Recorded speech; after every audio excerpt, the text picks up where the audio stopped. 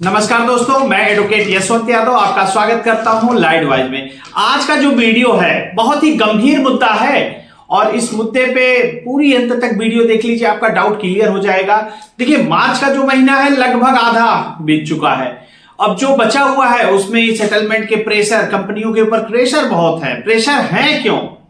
NPA कम होने के लिए। क्यों? आपने लोन लिया, लोन की ईएमआई डिफॉल्ट हो रही है, नहीं भर पा रहे, 3 ईएमआई से ज्यादा डिफॉल्ट हो रही है, आपका अकाउंट एनपीए में होगा। एनपीए बढ़ता है तो कंपनियों को दिक्कत होती है, क्योंकि सभी बैंक, एनबीएफसी कंपनियां शेयर मार्केट में लिस्ट हैं। जो शेयर मार्केट में लिस्ट है, अगर उनका एनपीए बढ़ेगा, सब कुछ ऑनलाइन है, एनपीए बढ़ेगा, एनपीए का रेशियो बढ़ेगा, परसेंटेज बढ़ेगा, तो उन कंपनियों को दिक्कत हो जाएगी। तो इसलिए एनपीए को कम करने के लिए सेटलमेंट में आती हैं कि जल्दी से क्लोज करके उसको क्लोज किया जाए। कंपनियां चाहती है तो एनपीए को कम रखना चाहती है, इसलिए मार्च में मैक्सिमम सेटलमेंट के ऑफर आएंगे। मैंने आपको कई बार एक चीज जरूर बता रखा है कि आप लोन लिए हैं, नहीं दे पा रहे हैं, डिफॉल्ट हो रहा है, किसी भी विषम परिस्थिति या कोई भी कारण हो, आपको प्रायर नोटिस देना जरूरी क्यों है? बार बार मैं कहता हूं आप प्रायर लीगल नोटिस जरूर दे दीजिए। क्यों कहता हूं? ताकि आपका बचाव हो सके। आज की वीडियो इसी पे है। तो क्या जरूरत पड़ती है कंपनी को आपकी परिस्थितियों को अवगत कराने की? आपको क्या जरूरत है? तो इसका क्या गाइडलाइन है? कंपनियां आप प्रायर नोटिस देती हैं तो उसको रिकॉर्ड पे लेना उनकी मजबूरी क्यों है? आप किसी एडवोकेट के माध्यम से, एडवोकेट के लेटर पैड पे और उसकी स्टैंप लगी हुई ईमेल आईडी पे, एड्रेस पे आप लीगल प्रायर नोटिस अगर जाएगा तो कंपनी को रिकॉर्ड पे रखना पड़ेगा। क्यों? क्योंकि आप स्पीड पोस्ट के माध्यम से भेज रहे हैं, उस पर ट्रैकिंग आईडी होती है, रिसीव होता है, तो पता चलता है कि हाँ आपका लीगल प्रायर नोटिस रिसीव हुआ है। तो ये परिस्थितियां होती है।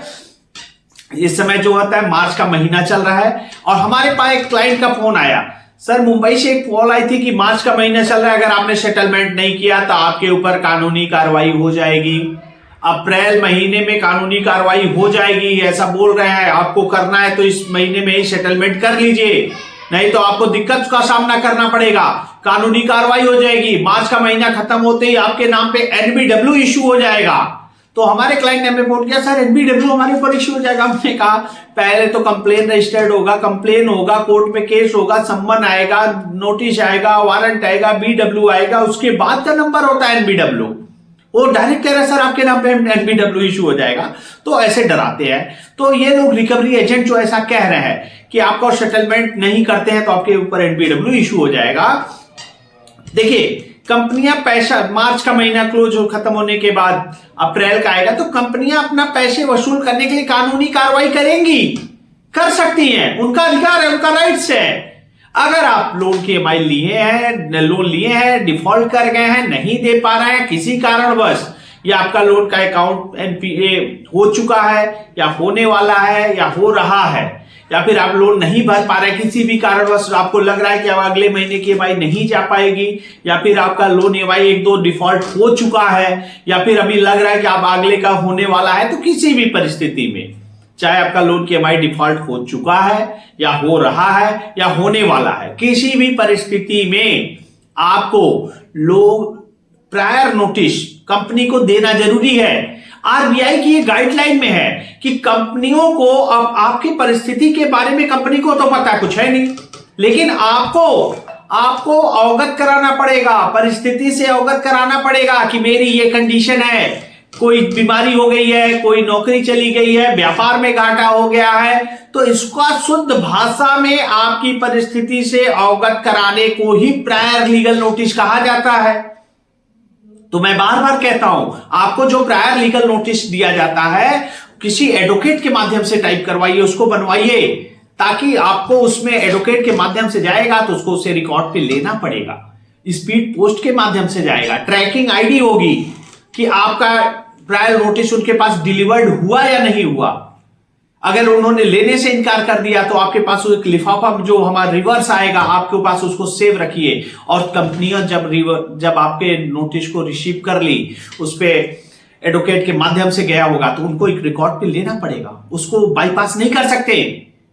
उसके बाद कंपनियां कार्रवाई से बचेगा कौन पता है? जो प्रायर लीगल नोटिस दिया है उसने तो कार्रवाई से बच जाएगा, क्योंकि कभी भी कोई केस होता है, कुछ भी होता है, नोटिस आएगा, कुछ भी होगा, तो आप तो ये कह सकते हैं मैंने अपनी परिस्थिति से कंपनी को अवगत करा रखा है, जो कि आरबीआई की गाइडलाइन है। आरबीआई कहता है कि आपकी स्थिति खराब है, आप नहीं दे पा रहे हैं, जो कारण हो, नौकरी चला गया हो, घाटा हो गया हो, चाहे किसी भी प्रकार की बीमारी हो गई हो, दुर्घटना हो गया हो, एक्सीडेंट, कुछ भी हो सकता है, तो उसी की भाषा में आप एडवोकेट के माध्यम से एक प्रायर लीगल नोटिस कंपनी को दे देते हैं, तो आपको कोई भी नोटिस आने से पहले आपके प्रायर लीगल नोटिस को बाईपास नहीं कर सकते, उसको उसका जवाब देना पड़ेगा। अगर जवाब नहीं देते हैं उस कंडीशन पे आप उसकी ट्रैकिंग आईडी निकाल लीजिए, हाँ मैंने आपको ट्रैक कर लिया कि हाँ ये चीज मैंने भेजा, आपको रिसीव हो गया। तो किसी भी कारणवश आपको कि और किसी के बहकावे में मत आए। बहुत सारे लोग कहते हैं नहीं इसकी कोई जरूरत नहीं है, ऐसा नहीं होगा, ऐसा जब नहीं होगा और जब आपके ऊपर नोटिस आने लगेगी 318 और 316 बीएनएस की धारा में कंपनियां केस करने लगी हैं। जो पहले आईपीसी में 420 धोखाधड़ी था, अब 318 और 300 बीएनएस की धारा में केस होता है। तो अप्रैल से पहले आपको कंपनी को अवगत करा दीजिए। अगर आपको लग रहा है कि लोन की ईएमआई डिफॉल्ट होने वाले हैं, अब नहीं दे पा रहे, स्थितियां खराब हो रही हैं या एक दो ईएमआई डिफॉल्ट हो गई है, तो आप अपनी परिस्थिति से अवगत जरूर करा दीजिए। मैं बार बार आपको कह रहा हूं, ये आरबीआई की गाइडलाइन है कि प्रायर नोटिस पे आपका जवाब, आपने प्रायर नोटिस दिया और उसका जवाब आए चाहे ना आए, नहीं आता है तो उनकी गलती है। आपने तो अपनी कंपनी से, अपनी परिस्थिति से अवगत करा दिया कंपनी को, और कंपनी ने उसको रिकॉर्ड पे नहीं लिया। आपके अगर प्रायर नोटिस को रिकॉर्ड पे नहीं लेते हैं तो उनकी गलती है, आपकी गलती नहीं है। आरबीआई की गाइडलाइन में है कि आपके द्वारा जो शिकायत मिल रही है उसका निस्तारण करें, उसके बाद आगे बढ़े। तो कहीं न कहीं आपको यह ब्रह्मास्त्र का काम करेगा। जब आप फंसेंगे, कोई नोटिस आएगा और दिक्कत होगी, तो केसेस होते हैं, तो वो सबसे बचाव के लिए आप अपने बचाव के लिए एक नोटिस एडवोकेट के माध्यम से जरूर भेज दें। और एक जो हमारे क्लाइंट थे, तो उन्होंने तो अपना प्रायर नोटिस अपने से ही तैयार कर लिया था। तो एक चीज में बात दो, अपना अब एडवोकेट बनने की आपको जरूरत नहीं है, नहीं तो उन्होंने ऐसी ऐसी चीजें लिख दी कि मेरा ये घाटा हो गया, ये शेयर मार्केट में घाटा हो गया, ये ऑनलाइन गेमिंग कर लिया, क्या क्या लिख दिए उसमें, यहां तक कि अपनी कंपनियां, मैंने मल्टीपल लोन में डिफॉल्ट हूं, इतनी कंपनियां हैं, ये है। मैंने जो चीज, मैं तो सोचते रह गया इन्होंने लिखा क्या, क्यों लिखा, तो उसकी जरूरत थी भी कि नहीं, उससे कहीं नुकसान तो नहीं हो गया। तो कभी भी जो भी करिए एक्सपर्ट एडवोकेट के सलाह से करिए, उसकी राय से करिए, खुद एडवोकेट मत बनने लगिए, नहीं तो कहीं कहीं आपका थोड़े से पैसे के बचाव में आपका नुकसान ज्यादा हो जाए। तो किसी भी समय आपको प्रायर नोटिस देना है तो कंपनी में किसी एक्सपर्ट एडवोकेट से राय ले लीजिए, उससे ड्राफ्ट कराइए, उनकी स्टैंप लगवाइए, उनकी मुहर लगवाइए, उनका नाम होना चाहिए, एड्रेस होना चाहिए, ईमेल आईडी होना चाहिए। उसके बाद प्रायर नोटिस को उनको दीजिए, ताकि कंपनियां उसको रिकॉर्ड पे रखना उनकी मजबूरी हो जाए, और नहीं रखती है तो उनकी गलती है। तो आप अपने बचाव के लिए एक लीगल प्रायर नोटिस दे दीजिए।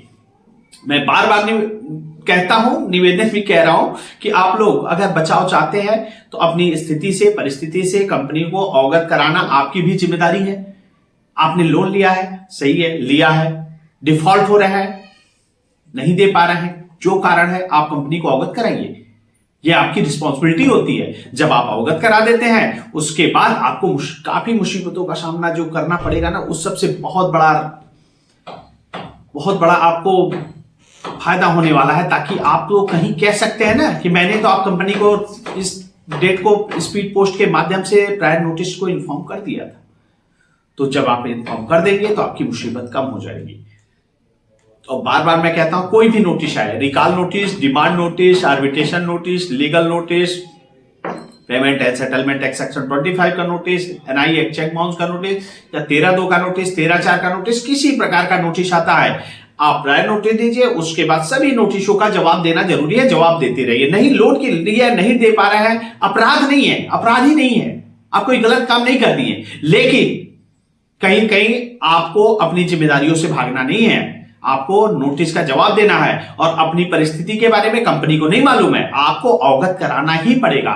तो आप उसको अवगत कराने के लिए लीगल प्रायर नोटिस उनको जरूर भेज दीजिए, किसी एक्सपर्ट एडवोकेट के माध्यम से, और आप हमारे माध्यम से भी भेज सकते हैं। और मैं अपनी बातों को अब यही समाप्त करता हूं। जय हिंद, जय भारत, नमस्कार।